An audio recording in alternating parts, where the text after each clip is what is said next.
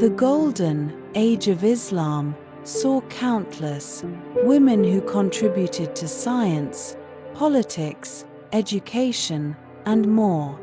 These women were not just participants in society, they were changemakers, and their contributions were pivotal in shaping the world we know today. Ruqayah bint Ali, the warrior Ruqayah, may Allah be pleased with her, the daughter of Imam Ali, may Allah be pleased with him, and sister of Imam Hassan, is one of the many women who displayed immense courage on the battlefield.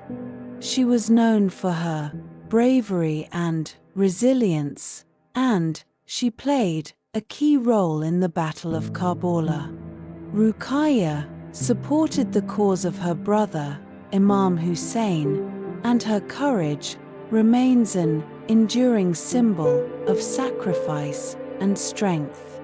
Her story teaches us that resilience comes not only in moments of peace but also in times of trial and struggle.